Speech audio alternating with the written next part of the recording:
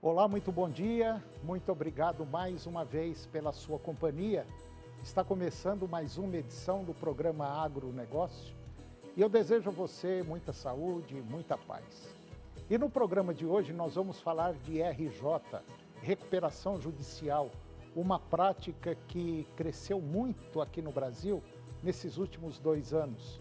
Vamos falar da produção de leite lá na Argentina, que cresceu mesmo com o fechamento de várias propriedades rurais. Você vai ver como anda o mercado de lácteos aqui no mercado varejista, ou seja, aqueles produtos que você compra nos supermercados. Você vai ver que o Brasil está bem em relação à sanidade animal quando o assunto é exportação. E eu vou conversar com Luiz Antônio Monteiro, diretor técnico da Nutroeste, e nós vamos falar da suplementação agora, na época das chuvas. O programa Agronegócio já está no ar.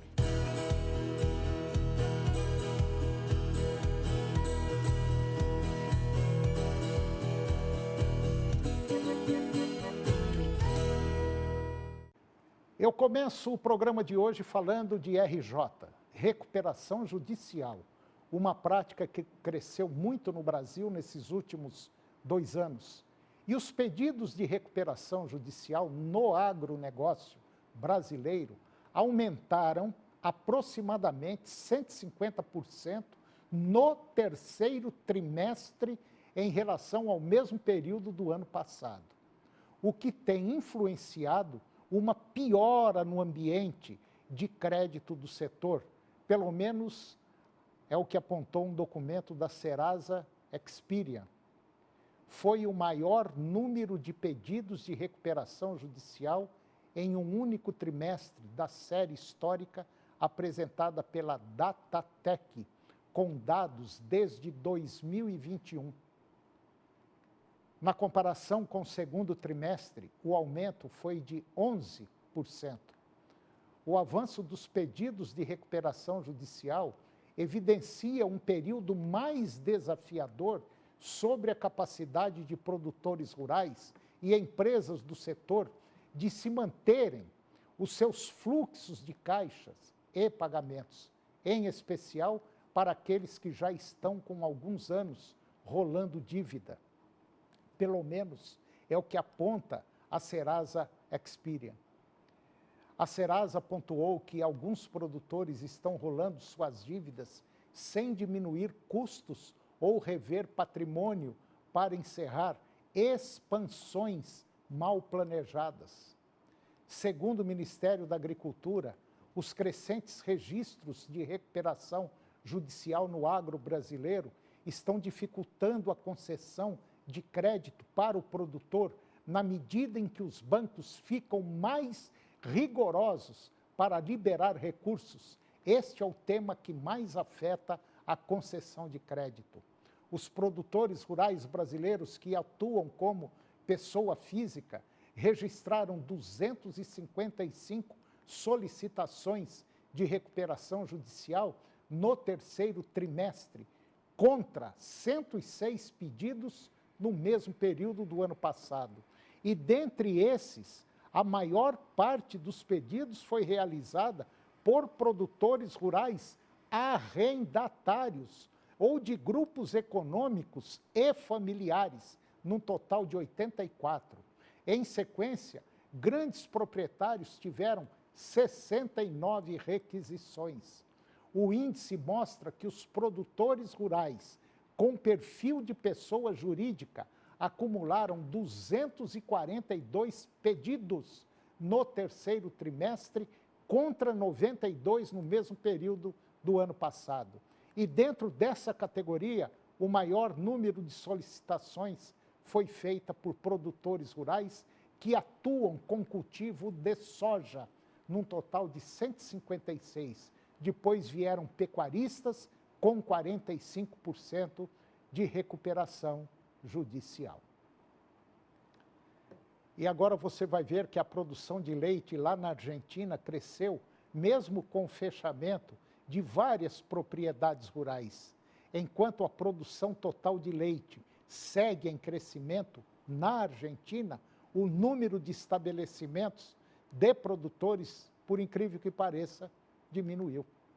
E essa equação, ela evidencia que maior volume produzido, que em 2025 registrou um salto de quase 11%.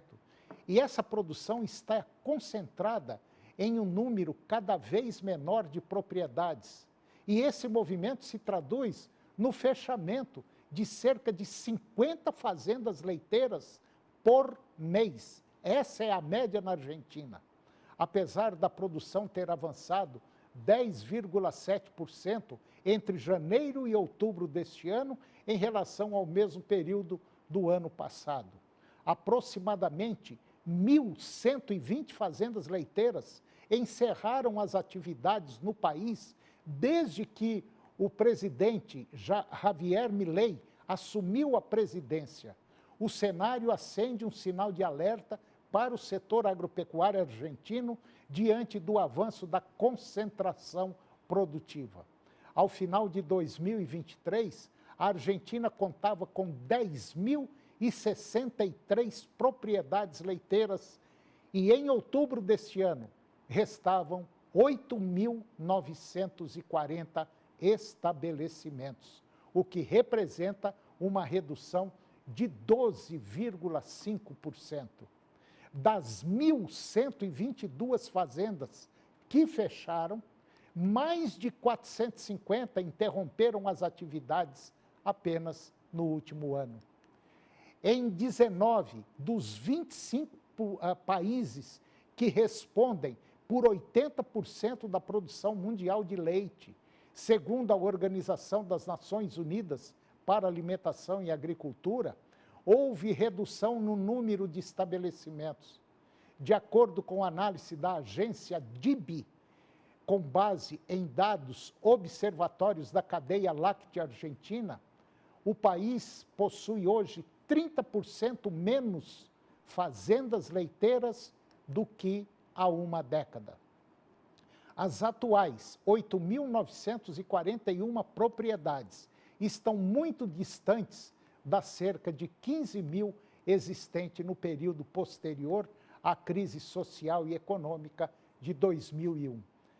Atualmente, as fazendas leiteiras e 95,7% das vacas em produção lá na Argentina concentram-se em 4 principais bacias do país: Santa Fé, Córdoba, Buenos Aires e Entre Rios.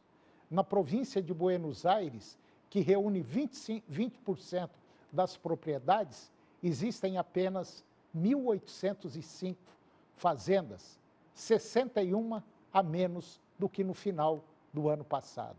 Esses dados oficiais mostram que mais de 40% das fazendas leiteiras argentinas possuem entre 100 e 250 animais, enquanto 17% pertencem ao grupo das menores, com menos de 50 animais.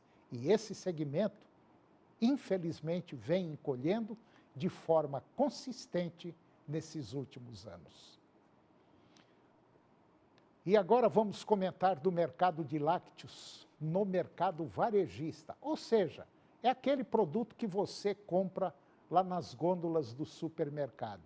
E a análise da demanda por lácteos neste ano ajuda a explicar o desequilíbrio que marcou o mercado ao longo do ano, após um crescimento expressivo da oferta, impulsionado pela forte expansão da captação e da produção industrial. O consumo avançou, mas em ritmo mais moderado do que em 2024. Indicadores amplos do mercado varejista mostram estabilidade no volume de vendas, enquanto dados específicos da cesta de lácteos revelam crescimento contínuo, porém menos intenso. E esse descompasso, ele contribui para a formação de estoques elevados e pressionou os preços dos derivados e se refletiu em queda no valor pago ao produtor, sobretudo no segundo semestre. Do ponto de vista macroeconômico, 2025 apresentou um cenário relativamente favorável ao consumo, com mercado de trabalho aquecido e renda estável. Ainda assim, um fator-chave limitou uma expansão mais forte da demanda, os preços ao consumidor final. Após a forte alta observada no ano passado, os lácteos iniciaram 2025 em patamares elevadíssimos e permaneceram durante boa parte do ano, mesmo com recuos relevantes nos preços da indústria. O repasse ao varejo e ao consumidor ocorreu de forma mais lenta e menos intensa. Esse atraso ajudou a manter os valores finais elevados por mais tempo, restringindo o crescimento do consumo.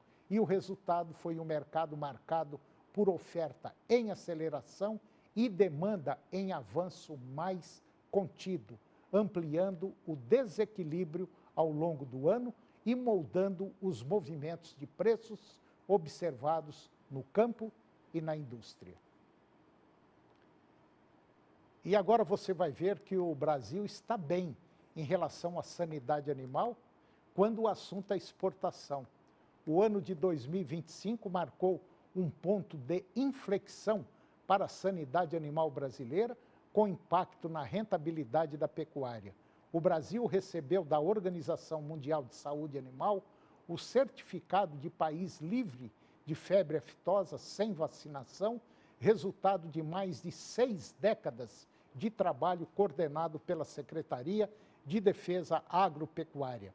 O novo status eleva a credibilidade do sistema sanitário nacional, reduz custos operacionais associados à vacinação e amplia o acesso a mercados internacionais de maior valor agregado. Segundo a Secretaria de Defesa Agropecuária, o reconhecimento posiciona o país em um patamar superior de excelência sanitária, com reflexos positivos na competitividade do agro. A certificação favorece negociações comerciais, melhora a previsibilidade para exportadores e fortalece a imagem do Brasil como fornecedor confiável de proteínas animais. Para o setor produtivo, o avanço representa ganhos diretos de eficiência e margem ao mesmo tempo em que amplia oportunidades de mercado. A dimensão estratégica de reconhecimento também foi destacada pelo diretor do Departamento de Promoção Comercial e Investimento do Ministério da Agricultura. É uma conquista histórica para o Brasil e para a pecuária brasileira, que vem sendo construída há mais de 60 anos, e o certificado concedido pela Organização Mundial de Saúde Animal reforça a imagem sanitária do Brasil no cenário internacional e amplia o acesso a mercados mais exigentes. O desempenho sanitário também sustentou avanços no comércio exterior, com habilitação de estabelecimentos para a União Europeia, certificações eletrônicas e modernização de processos. A agenda internacional do agronegócio permaneceu intensa ao longo de 2025. Está se buscando cooperação internacional e também financiamento para iniciativas que promovam a sustentabilidade e ampliem o acesso a mercados, ao comentar a agenda da comitiva brasileira na França, em Portugal e em países nórdicos, com foco em sustentabilidade e recuperação de pastagens degradadas. A consolidação do Brasil como referência mundial em sanidade animal sem vacinação encerra 2025 com efeitos concretos sobre a competitividade, a abertura de mercados e o potencial de maior lucratividade para a pecuária nacional. E depois do intervalo eu vou conversar com Luiz Antônio Monteiro, diretor técnico da Nutroeste Nutrição Animal. E nós vamos falar da suplementação agora na época das chuvas. Nós voltamos já, é um minuto só.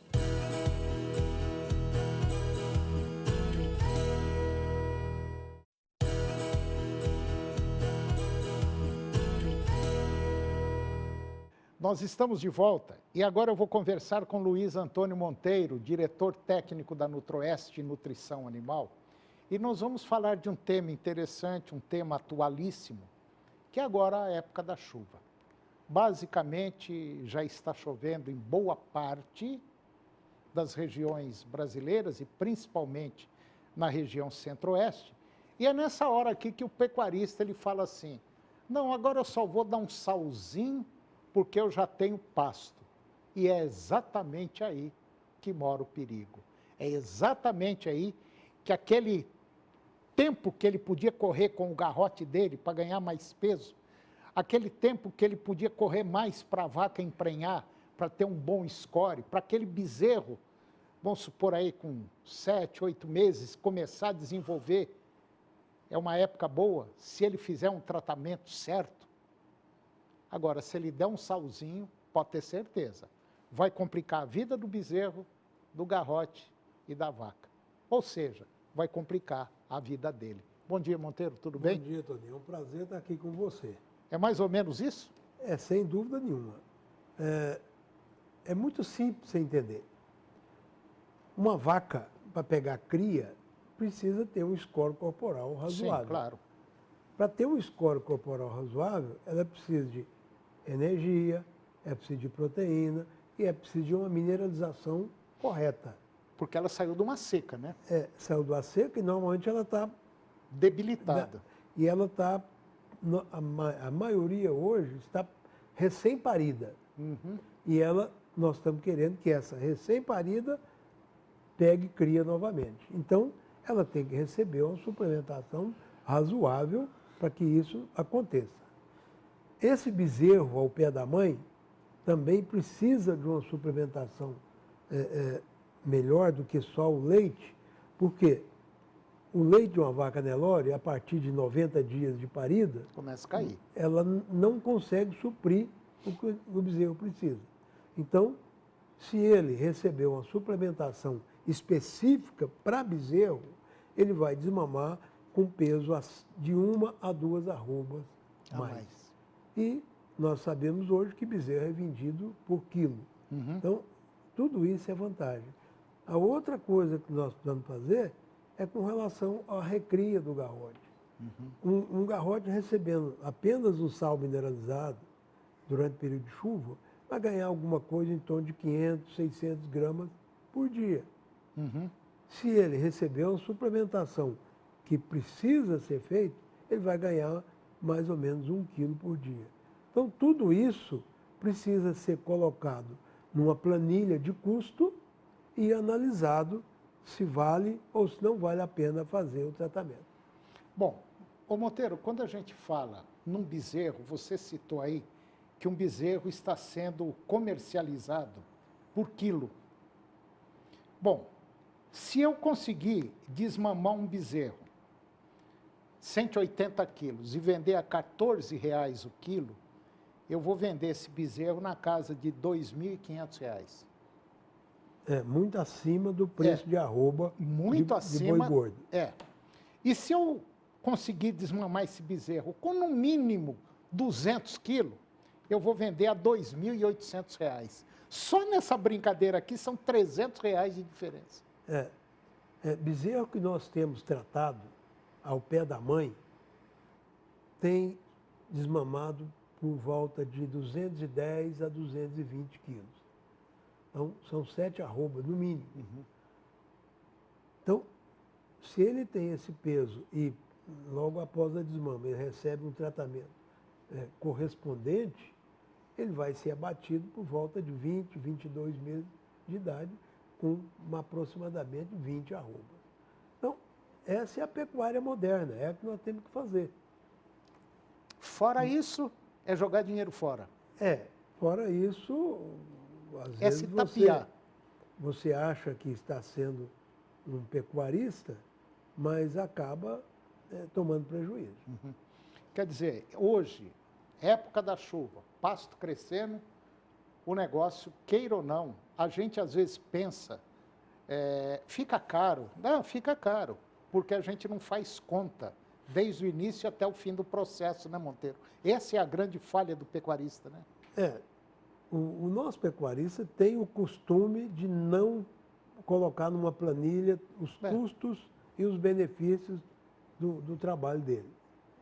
E é relativamente simples. Nós, na Nutroeste, temos planilhas que nós podemos ceder, que pode ajudar muito ele a acompanhar quanto que ele está gastando e quanto que isso está voltando para o bolso dele. Então, não é nada um bicho de sete cabeças.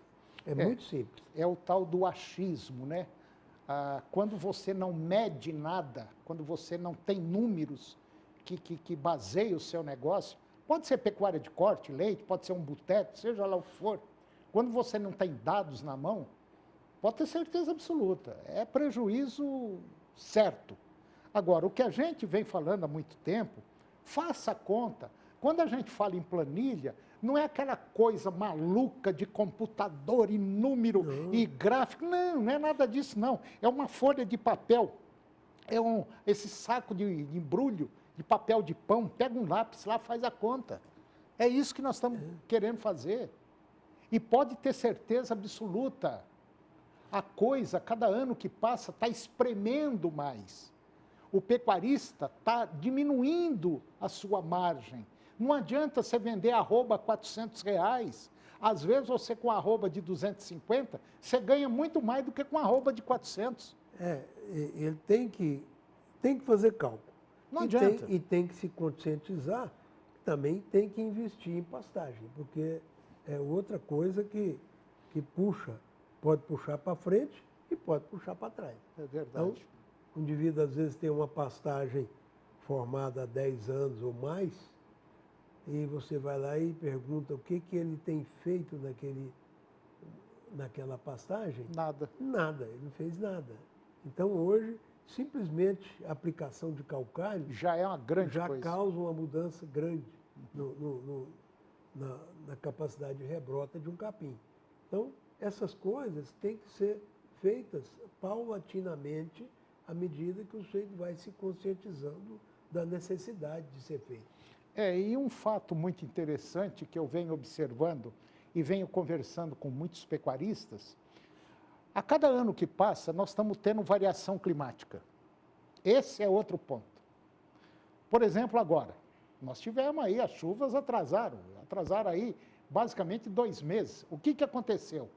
Já tem muitos pecuaristas, mas são muitos, fazendo silagem de capim, saindo aí na faixa de 40, 50, às vezes 60 centavos o quilo, de uma silagem muito bem feita, adubada, corrigida. Quer dizer, esse valor que eu estou passando já está lá no monte, pisado já, com a lona em cima.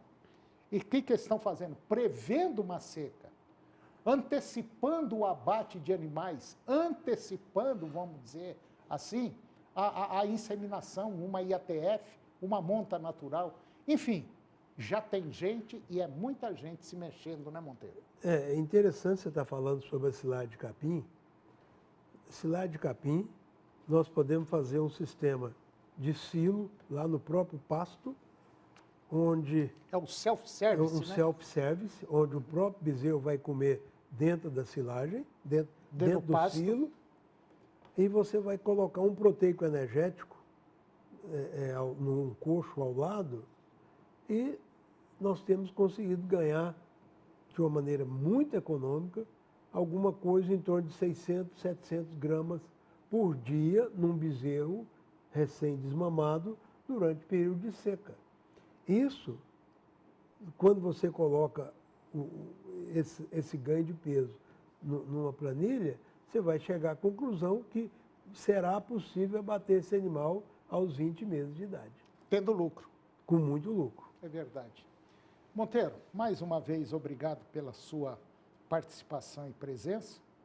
Um abençoado e com muito sucesso agora em 2026 e tendo pelo menos saúde. Até o próximo ano. Obrigado. Até o ano que vem, Toninho. Muito obrigado. Se Deus quiser. E o programa de hoje chegou ao fim. E eu termino o nosso programa com a seguinte frase.